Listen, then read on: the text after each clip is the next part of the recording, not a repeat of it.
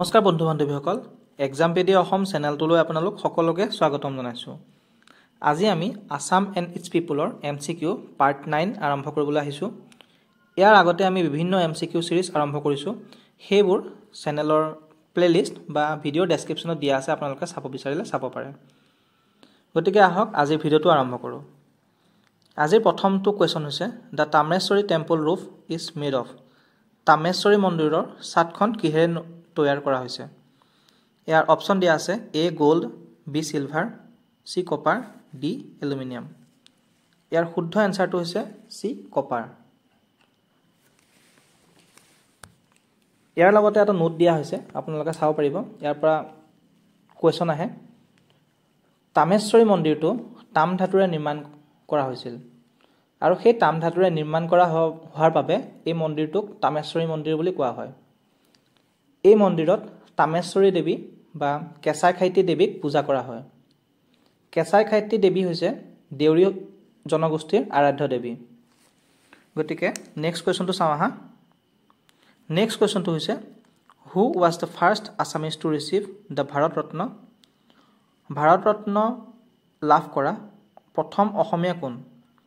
Option দিয়া আছে A Bishnuram Medhi, B Bhupen Hazarika, C Anandaram Barua, D Gopinath Bordoloi. ইয়াৰ শুদ্ধ এনচাৰটো হৈছে ডি গোপীনাথ বৰদলৈ। গোপীনাথ বৰদলৈৰ বিষয়ে কিছু কথা জানো আহকচোন। তেওঁ হৈছে স্বাধীন অসমৰ প্ৰথমজন মুখ্যমন্ত্ৰী। 1999 চনত সেই সময়ৰ প্ৰধানমন্ত্ৰী অটল বিহাৰী বাজপেয়ীদেৱে মৰণোত্তৰভাৱে গোপীনাথ বৰদলৈ দেৱক ভাৰত ৰত্ন বঁটাৰে বিভূষিত কৰিছিল। তেওঁ অসমৰে নহয় সমগ্ৰ উত্তৰ পূৰ্বাঞ্চলে প্ৰথমজন ভাৰত ৰত্ন লাভ কৰা ব্যক্তি। তেওঁৰ মৃত্যু তাৰিখ আছিলে 5 আগষ্ট আৰু সেই দিনটোত আমি অসমত লোককল্যাণ দিৱস হিচাপে পালন কৰোঁ। তেওঁক লোকপ্ৰিয় উপাধিটো সেই সময়ৰ ৰাজ্যপাল জয়ৰাম দৌলতৰামে প্ৰদান কৰিছিল। নেক্সট কুৱেশ্যনটো হৈছে which of the following is a biosphere reserve in Assam. তলৰ কোনটো অসমৰ জৈৱ মণ্ডল সংৰক্ষিত বনাঞ্চল? ইয়াৰ অপশ্যন দিয়া আছে A Kaziranga, B Dibru-Saikhowa, C Nameri, D Orang. ইয়াৰ শুদ্ধ এনচাৰটো হৈছে বি ডিব্ৰু-চৈখোৱা। এতিয়া আমি জানি থ'ব লাগিব যে অসমত দুখন বায়'স্ফিয়াৰ ৰিজাৰ্ভ আছে আৰু সেইকেইখন হৈছে এখন হৈছে ডিব্ৰু-চৈখোৱা আৰু এখন হৈছে মানস ৰাষ্ট্ৰীয় উদ্যান। নেক্সট কুৱেশ্যনটো হৈছে ইন হুইচ ডিষ্ট্ৰিক্ট দ্য ভোৰতাল নৃত্য ডেন্স ৱাজ ডেভেলপ। ভোৰতাল নৃত্য কোনখন জিলাত বিকাশ হৈছিল? ইয়াৰ অপশ্যন দিয়া আছে A Jorhat, B Barpeta, C Nagaon, D Kamrup. ইয়াৰ শুদ্ধ এনচাৰটো হৈছে বি বৰপেটা। যদি সোধা যায় যে ভোৰতাল নৃত্য কোনে সৃষ্টি কৰিছিল, ইয়াৰ উত্তৰটো হ'ব নৰহৰি বুঢ়াভকতে ভোৰতাল নৃত্য সৃষ্টি কৰিছিল। নেক্সট কুৱেশ্যনটো হৈছে which river in Assam is famous for river dolphin. River ডলফিনৰ কাৰণে কোনখন নদী বিখ্যাত? Option A Kulsi, option B Krishnai, option C Jinari, option D Kopili. ইয়াৰ শুদ্ধ এনচাৰটো হৈছে এ কুলচি। এই কুলচি নদীখন ব্ৰহ্মপুত্ৰৰ এখন উপনদী। মেঘালয়ৰ পশ্চিম খাচী পাহাৰৰ পৰা এই নদীখন বৈ আহিছে। গতিকে আমি ক'ব পাৰোঁ যে কুলচি নদীখন হৈছে ব্ৰহ্মপুত্ৰৰ এখন দক্ষিণ পাৰৰ নদী। নেক্সট কুৱেশ্যনটো হৈছে which rebellion in Assam history is called Dhanduwa Droh. অসমৰ ইতিহাসত কোনটো বিদ্ৰোহক দন্দুৱা দোহ বুলি কোৱা হয়? Option A the rebellion of Gomdhar Konwar, option B the rebellion of Badan Borphukan, option C the rebellion of Haradatta and Biradatta, option D rebellion of Lechai Konwar. ইয়াৰ শুদ্ধ এনচাৰটো হৈছে option C rebellion of Haradatta and Biradatta. ইয়াত দিয়া হৈছে দন্দুৱা দোহৰ বিষয়ে কিছু কথা। 18শ শতিকাৰ শেষৰ ফালে আহোম স্বৰ্গদেউ কমলেশ্বৰ সিংহৰ বিৰুদ্ধে হৰদত্ত আৰু বীৰদত্ত নামৰ দুজন ভাই ককায়ে এই বিদ্ৰোহ আৰম্ভ কৰিছিল আৰু সেই বিদ্ৰোহকে ইতিহাসত দন্দুৱা দোহ বুলি জনা যায়। তেওঁলোকক এই বিদ্ৰোহ কৰাত সহায় কৰিছিল কোচবিহাৰৰ আৰু বিজনীৰ ৰজাই। তেওঁলোকে কছাৰী, পাঞ্জাবী আৰু হিন্দুস্তানী কিছু শৰণাৰ্থীক লগত লৈ নিজকে স্বাধীন বুলি ঘোষণা কৰিছিল। এই বিদ্ৰোহ দমন কৰিছিল সেই সময়ৰ বৰফুকন কলীয়া ভোমোৰাই আৰু সেই বিদ্ৰোহ দমন কৰাৰ বাবে কলীয়া ভোমোৰাক ৰজা কমলেশ্বৰ সিংহই প্ৰতাপ বল্লভ নামেৰে বিভূষিত কৰিছিল। গতিকে ইয়াতে 3টামান কুৱেশ্যন ওলাই আছে, গতিকে আপোনালোকে চাই ল'ব, এইখিনি বস্তু ইম্পৰ্টেণ্ট হয়। নেক্সট কুৱেশ্যনটো হৈছে according to the treaty of Ghilajhari Ghat Swargadeo Jayadhwaj Singha sent his daughter to Mughal empire. What was the name of his daughter? Ghilajhari ঘাটৰ সন্ধি অনুসৰি স্বৰ্গদেউ জয়ধ্বজ সিংহই নিজৰ কন্যাক মোগল সাম্ৰাজ্যলৈ প্ৰেৰণ কৰিছিল আৰু সেই ছোৱালীজনীৰ নাম কি আছিল? ইয়াৰ অপশ্যন দিয়া আছে এ ৰমণী গাভৰু, বি লাহৰী গাভৰু, চি বেগম জাহান, ডি মমতাজ বেগম। ইয়াৰ শুদ্ধ এনচাৰটো হৈছে এ ৰমণী গাভৰু। ৰমণী গাভৰুক ইয়াৰ পৰা যেতিয়া মোগল সাম্ৰাজ্যলৈ লৈ গ'ল তেতিয়া তেওঁক নতুন এটা নাম দিলে আৰু সেই নামটো হৈছে ৰহমাত বানু বেগম। গতিকে এই নামটো কেতিয়াবা আহে যে ৰহমাত বানু বেগম বুলি কাক জনা যায়, তেতিয়া তোমালোকে ক'ব লাগিব যে ৰমণী গাভৰু। নেক্সট কুৱেশ্যনটো হৈছে which king of Assam Ahom dynasty known as Khura Raja? খুৰা ৰজা বুলি অসমৰ কোনজন ৰজাক জনা যায়? Option A Suklenmung, B Pratap Singha, C Sukhampha, D চুহুংমুং। ইয়াৰ শুদ্ধ এনচাৰটো হৈছে এ চি চুখামফা।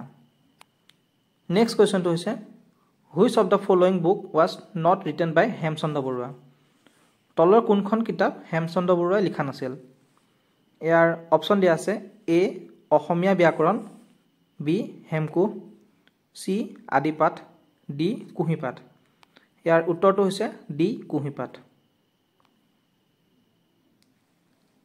ইয়াৰে অসমীয়া ব্যাকৰণ যোনখন কিতাপ আছে সেইখনেই হৈছে অসমীয়া ভাষাত লিখা প্ৰথমখন অসমীয়া ব্যাকৰণৰ কিতাপ আৰু সেইখন লিখিছিল হেমচন্দ্ৰ বৰুৱাই।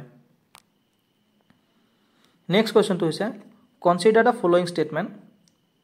বাঘদেউ, অপশ্যন এ দিয়া আছে Baghdeo puja is associated with Sonowal Kachari, B Gatigiri puja is associated with Hajong.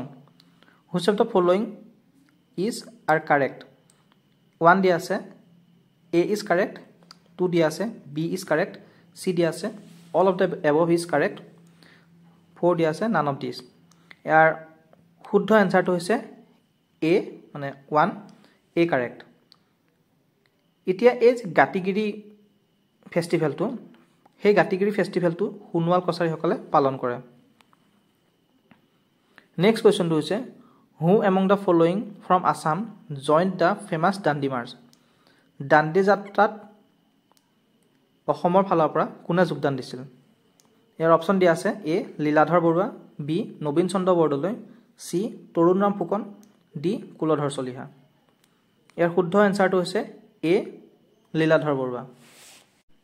1930 চনৰ 12 মাৰ্চত মহাত্মা গান্ধীয়ে সাবৰমতী আশ্ৰমৰ পৰা গুজৰাটৰ দাণ্ডিলৈ লুনাইন ভংগ কৰিবলৈ এক যাত্ৰা আৰম্ভ কৰিছিল আৰু এই যাত্ৰাকে ইতিহাসত দাণ্ডি যাত্ৰা বুলি জনা যায়। এই যাত্ৰাত যদিও প্ৰথমতে মাত্ৰ 49জন মানুহ লৈ আৰম্ভ হৈছিল, কিন্তু পিছলৈ এই যাত্ৰাত প্ৰায় 50,000 মানুহে যোগদান কৰিছিল। দাণ্ডি গৈ পোৱাৰ পাছত মহাত্মা গান্ধীয়ে লুনাইন ভংগ কৰিলে আৰু তেওঁ তাতে আইন অমান্য আন্দোলন হৈছে বুলি ঘোষণা কৰিলে। নেক্সট কুৱেশ্যনটো হৈছে which Assamese women became the first recipient of Padma Bhushan in 1999? কোনগৰাকী অসমীয়া মহিলাই 1999 চনত পদ্মভূষণ বঁটা প্ৰথম লাভ কৰিছিল? ইয়াৰ অপশ্যন দিয়া আছে এ পুষ্পলতা দাস, বি ইন্দিৰা গোস্বামী, চি প্ৰতিমা বৰুৱা পাণ্ডে, ডি ৰেণুকা দেৱী বৰকাকতি।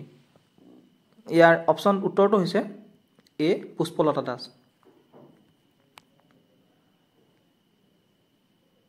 আৰু এইটো হৈছে পদ্মভূষণ। আৰু যদি কেতিয়াবা সোধা যায় যে পদ্মশ্ৰী বঁটা লাভ কৰা প্ৰথম অসমীয়া মহিলা কোন আছিল তাৰ উত্তৰটো হ'ব নলিনীবালা দেৱী তেওঁ প্ৰথমগৰাকী মহিলা যিয়ে সাহিত্য সভাৰ আসনত অধিষ্ঠিত হৈছিল নেক্সট কোৱেশ্চনটো হৈছে হু was the first Assamese to receive Arjun Award Arjun বঁটা লাভ কৰা অসমৰ প্ৰথমজন ব্যক্তি কোন আছিল ইয়াৰ অপচন দিয়া আছে এ ভোগেশ্বৰ বৰুৱা বি জয়ন্ত তালুকদাৰ সি দীপাংকৰ ভট্টাচাৰ্য ডি মোনালিসা বৰুৱা মেহতা ইয়াৰ উত্তৰটো হৈছে এ ভোগেশ্বৰ বৰুৱা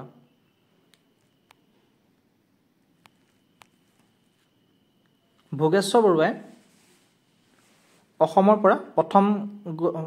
অসমৰ প্ৰথমজন ব্যক্তি যিয়ে অৰ্জুন বঁটা লাভ কৰিছিল তেওঁ জন্মদিনটো 3 ছেপ্টেম্বৰত আমি অভিৰুচি ক্ৰিয়া দিৱস হিচাপে পালন কৰোঁ নেক্সট কোৱেশ্চনটো হৈছে the Tameshwari temple dedicated to Kechai Khaiti a primordial female tribal deity of the Chutiya is located in চুতীয়াসকলৰ জনজাতীয় দেৱতা কেঁচাই খাইটিৰ প্ৰতি উৎসৰ্গিত তামেশ্বৰী মন্দিৰটো ক'ত অৱস্থিত ইয়াৰ উত্তৰটো হৈছে অপচন দিয়া আছে হদিয়া জুনাই লিকাবালি ডি ঢকুৱাখানা ইয়াৰ উত্তৰটো হৈছে এ হদিয়া নেক্সট কোৱেশ্চনটো হৈছে which of the following is not a form of Ojapali dance তলৰ কোনটো ওজাপালি নৃত্যৰ ৰূপ নহয় option A Bigoya option B Sukananni option C Chitiyani option D Ramayani ইয়াৰ উত্তৰটো হৈছে সি অৰ্থাৎ চিতিয়ানী ওজাপালিৰ এটা ৰূপ নহয় এতিয়া ওজাপালিৰ ৰূপ যদি আমি চাবলৈ যাওঁ ওজাপালিৰ তিনিটা ৰূপ আছে বা তিনিটা ভাগত ভাগ কৰা হয় ওজাপালি ইয়াৰ প্ৰথমটো হৈছে বিয়াহ বা বিগয়া দ্বিতীয়টো হৈছে শুকনানী বা মাৰৈ গোৱা ওজাপালি আৰু 3 নম্বৰটো হৈছে ৰামায়ণী ওজাপালি 16 নম্বৰ কোৱেশ্চনটো হৈছে which of the following statement about Anandaram Barua is are correct option A he is the first person of Assam to clear ICS he is the first graduate of Assam C he is the first Assamese to attend the post of district magistrate D all are correct ইয়াৰ শুদ্ধ এনচাৰটো হৈছে D all are correct district magistrate হিচাপে কাম কৰা অসমৰ প্ৰথমগৰাকী ব্যক্তি হৈছে আনন্দৰাম বৰুৱা আমি হেতু সকলোৱে হয়তো জানো তেওঁ অসমৰ তথা ভাৰতৰো প্ৰথমগৰাকী ICS তেওঁ অসমৰ প্ৰথমজন ব্যক্তি যিয়ে গ্ৰেজুৱেট ডিগ্ৰী লাভ কৰিবলৈ সক্ষম হৈছিল গতিকে ইয়াৰ তিনিটা এনচাৰে কাৰেক্ট নেক্সট কোৱেশ্চনটো হৈছে in which movement Bimala Prasad Chaliha actively participate and imprisoned in Jorhat jail তলৰ কোনটো আন্দোলনত বিমলা প্ৰসাদ চলিহাই সক্ৰিয়ভাৱে অংশগ্ৰহণ কৰিছিল আৰু যোৰহাট জেলত বন্দী হৈছিল অপচন এ non corporation movement B quit India movement C salt সত্যাগ্ৰহ ডি চিভিল ডিছঅবিডেণ্ট মুভমেণ্ট ইয়াৰ উত্তৰটো হৈছে B quit India movement Bimala Prasad Chaliha হৈছে অসমৰ 3 নম্বৰ মানে তৃতীয়জন মুখ্যমন্ত্ৰী ইয়াৰ আগত প্ৰথমজন আমি সকলোৱে জানো গোপীনাথ বৰদলৈ আৰু দ্বিতীয়জন হৈছে বিষ্ণুৰাম মেধি ইয়াত দিয়া আছে যে গোপীনাথ বৰদলৈ কোনটো সমষ্টিৰ আছিল তেওঁ কামৰূপ সদৰৰ সাউথৰ বিষ্ণুৰাম মেধি আছিল হাজো সমষ্টিৰ আৰু বিমলা প্ৰসাদ চলিহা আছিল বদৰপুৰ সমষ্টিৰ